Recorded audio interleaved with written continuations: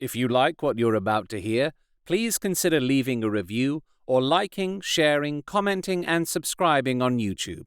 I don't take any Patreon money or enable ads for any of this, so if you really enjoy Oldex, please do contact Games Workshop on social media or via email and tell them you'd really like me to narrate their audiobooks for realsies. Oldex, Codex Chaos Space Marines, 4th edition, pages 8 through 11, Gods and Champions, written by Gav Thorpe and Alessio Cavatore, narrated by R.J. Bailey, with great thanks to Alistair for donating this copy of Codex Chaos Space Marines. Gods and Champions. Service to the Chaos Gods promises great reward, but it carries with it immeasurable risk. Those who willingly pledge their lives to the Chaos Gods, devoting their body and soul to the cause of the ruinous powers, become champions of chaos. In the warp, similar thoughts and emotions gather together like rivulets of water running down a cliff face. They form streams and eddies of anguish and desire, pools of hatred and torrents of pride. For billions of years, these tides and waves flowed unceasingly through warp space, and such is their power that they formed creatures made of the stuff of warp space. These instinctual, formless beings gained rudimentary consciousness, and the Chaos Gods were born, vast psychic presences made from the dreams and nightmares of mortals. As the races of the galaxy prospered and grew, so too did their hopes and dreams, their rage and wars, their love and hatred, feeding the Chaos Gods and nurturing their power. Eventually, the gods reached into the dreams of mortals to demand their presence and servitude. A Chaos God can only grow in power through the actions and thoughts of mortals. Those that worship a Chaos God and behave in a way that feeds it are rewarded with strange gifts, extraordinary powers, and potentially immortality as demon princes. As the Chaos Gods battle in the warp, so their followers wage war upon each other in the material universe. The victors of these battles earn more power for their unworldly masters, although the twisted plans of the Chaos Gods are such that often victory is not necessary, merely the sacrifice and battle. When followers of Chaos die, their souls in the warp do not fade and disappear like the spirits of others. Instead, their immortal energy, their souls, are swallowed into the greatness of their gods, sustained forever, increasing the eternal power of chaos. Khorne. Khorne is the blood god, an angry and murderous god of chaos, whose bellows of insatiable rage echo throughout time and space. His great brass throne sits upon a mountain of skulls in the midst of a plain of splintered bones and lakes of blood, the remains of his followers slain in battle and those killed in his name. Khorne embodies mindless and absolute violence, destroying everyone and everything within reach, slaying both friend and foe alike. The followers of Khorne are always ferocious warriors, for the blood god abhors the trickery of magic and cowardly sorcerers. Men turn to Khorne for the power to conquer, to defeat their enemies in battle, to wreak bloody vengeance, and to attain unimaginable martial prowess. The most fanatical and dedicated of his followers, those trapped fully within his clawed grasp, know that he desires only wild slaughter. Khorne cares not from whence the blood flows, only that it does. Champions of Chaos. Although there are untold billions who worship the Chaos Gods, for the majority of followers, the Chaos Gods offer simply the chance for power and wealth in a universe where such things are not easily attained. Then, there are the few men and women who dedicate their lives to becoming the warriors of the Chaos Gods. For these followers, the allure of chaos is even stronger. The champions of chaos have a deep, fervent belief in the chaos gods, and their commitment is total. They swear their lives and deaths to chaos. Those who dedicate themselves to the service of chaos in this way are doomed to an all-or-nothing existence as champions in the service of one dark power or another. The reward for those that please their god is ultimate power. For those that fail, it is endless oblivion. To achieve greatness in the eye of their chaos god, the chaos champions will carry out any act, no matter how vile. A champion of chaos does not simply praise and venerate the gods of chaos. He swears his life and soul to their service, bargaining his own being in exchange for power and patronage. Granted the knowledge and strength of chaos, a champion can go on to lead armies, conquer worlds, and achieve greatness and immortality. At the same time, the gods who choose to favor this champion can influence him, so that even as he furthers his own ambition, he also furthers the dominance of his patrons. Chaos champions are the leaders of the forces of chaos, and the majority of them were once in the Adeptus Astartes, though a few have less vaunted histories. It is a great irony that the abilities that make Space Marines the finest defenders of the Emperor are also tremendous preparation for success as warriors of the Chaos Gods. The physical transformations required to make a Space Marine create a body that is strong and resilient, making most Space Marines resistant to the mutating effects of chaos, allowing a Chaos Space Marine to better survive the attentions of his capricious masters. Just as their bodies benefit from the changes wrought upon them by the ancient technologies of the Imperium, so too are the minds of Space Marines honed to an incredible focus and force of will. These are qualities that stand a man in great stead if he is to become a Chaos Champion. Those who have no driving clarity of thought, who lack the mental steel to succeed, will be engulfed by the swirling anarchy of chaos, or swiftly overthrown by more ambitious and ruthless underlings. Tzeentch. Tzeentch is known by many titles, including the Changer of the Ways, Master of Fortune, Great Conspirator, and Architect of Fate. He is the great sorcerer, the god of magic, and master of the mutable stream of destiny and time. Tzeentch is the most weirdly disturbing of all the Chaos Gods. His skin crawls with constantly changing faces that leer at and mock those who look upon him. As mighty Tzeentch speaks, these faces repeat his words, often with subtle but important differences of intonation and meaning. Plotters and schemers find themselves drawn to Tzeentch, especially those who crave magical power to achieve their goals. Politicians and leaders, magisters and cultists, all are inexorably drawn along convoluted paths of fate, using Tzeentch to achieve their dreams and aspirations, but ultimately they are led into Tzeentch's eternal schemes. No man could fully comprehend the full nature of the intricately woven, multi-layered plots of Tzeentch, and even to attempt to do so is to court insanity. In fact, Tzeentch does not have a grand plan, an ineffable goal to fulfill. For Tzeentch, the mere act of plotting and endlessly entwining the brief fates of mortals is fulfillment enough. There is no end to his scheming, for he desires no end.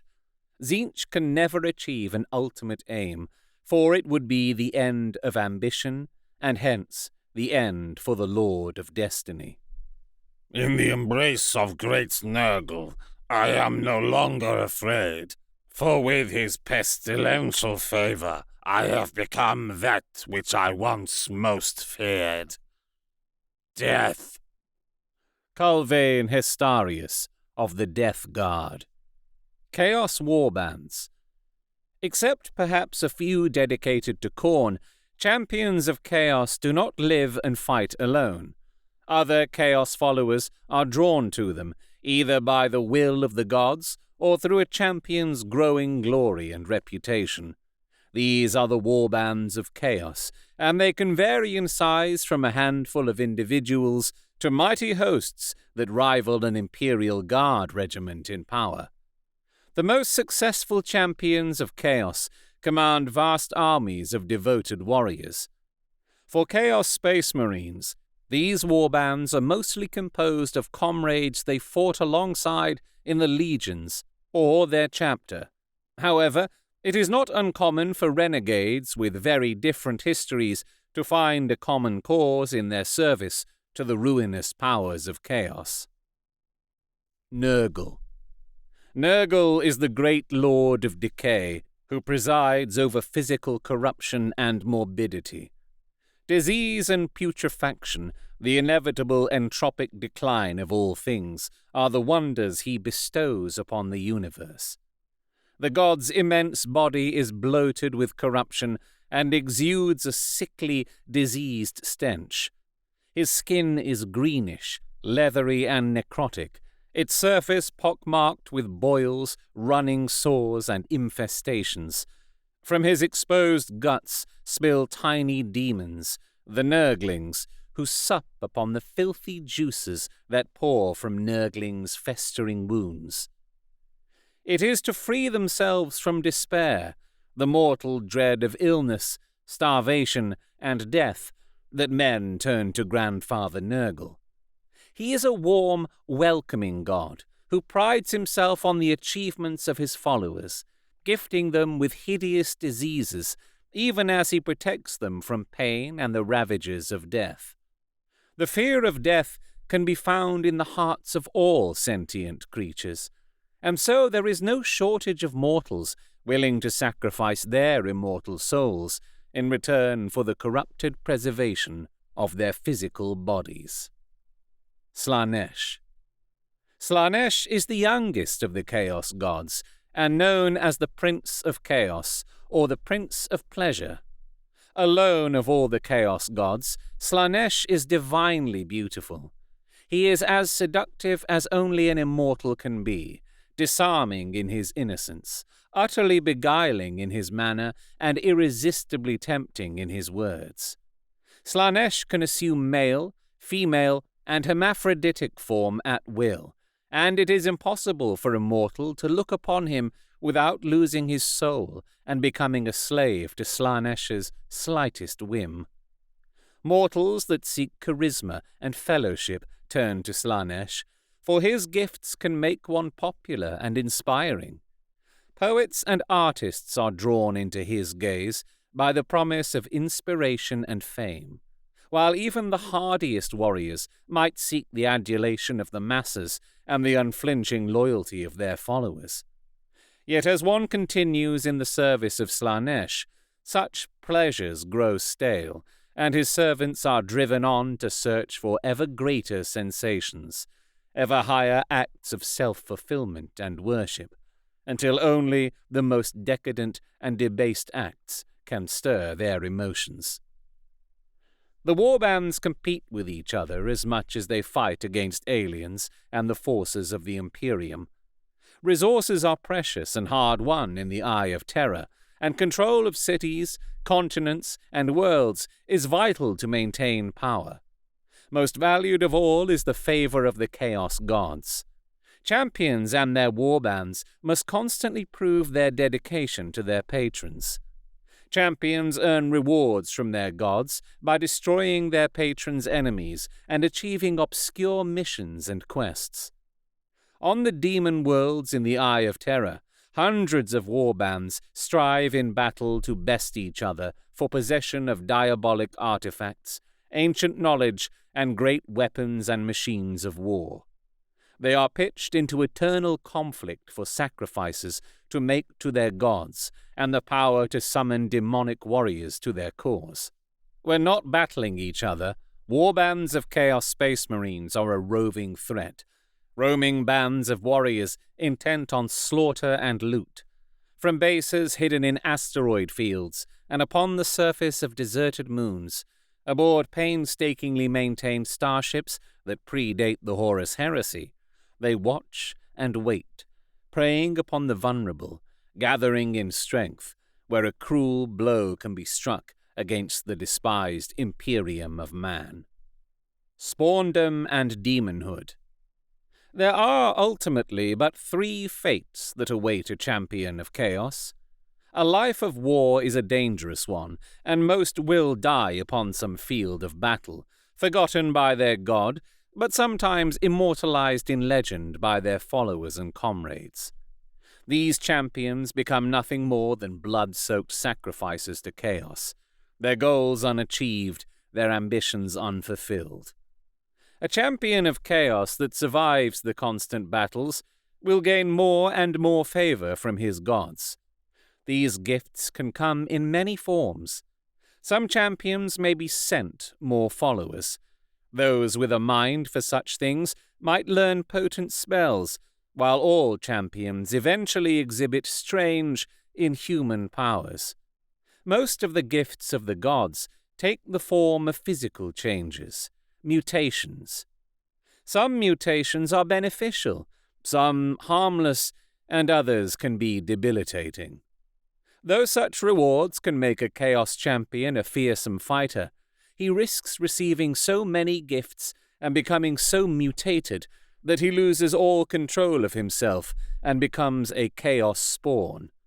Even the superhuman body of a Space Marine can only withstand so much corruption, can contain only so much unnatural power. When this limit is breached, the Space Marine that once was is gone forever, and all that is left is a gibbering Chaos spawn. Insane and physically bizarre, the Chaos spawn are nothing more than mindless, howling monsters of mutated flesh. Most die quickly, their contorting bodies ripped apart by rampant mutations.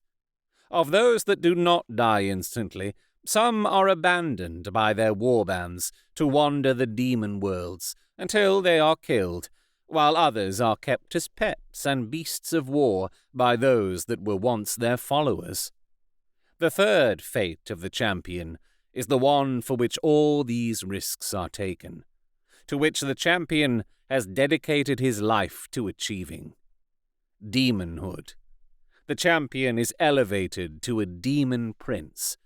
His flesh becomes the immaterial substance of the warp, and his mortal life is cast aside. A follower of chaos who becomes a demon prince is an immortal and all-powerful warrior who will serve his god for eternity. Some demon princes leave behind their mortal followers and join the nightmarish demon hosts to plague worlds across space and time. Others remain the leaders of their warband, now granted an eternity to bask in the adoration of their minions and earn even greater power in the eyes of their gods. You have been listening to Oldex, Codex Chaos Space Marines, 4th edition, pages 8 through 11, Gods and Champions, written by Gav Thorpe and Alessio Cavatore, narrated by R.J. Bailey. With great thanks to Alistair for donating this copy of Codex Chaos Space Marines. Thank you to Gav Thorpe and Alessio Cavatore for writing the fiction I grew up with. If you've enjoyed this, please leave a review where you found it, or like, share, and subscribe on YouTube, depending how you're listening. This production, like all of Oldex, is entirely unofficial and uncommercial from an out-of-print publication, is a derivative work, with all copyrights owned by Games Workshop, and is a celebration of the hobby and lore I grew up with. If you have suggestions for other old Codex fiction for me to narrate on this podcast, you can comment, contact me on Twitter at rjbailey, or email robertjbailey@gmail.com. Links are in the show description. I don't take any Patreon money or enable ads for any of this, so if you really enjoy Oldex, please do contact Games Workshop on social media or via email and tell them you'd really like me to narrate their audiobooks for realsies.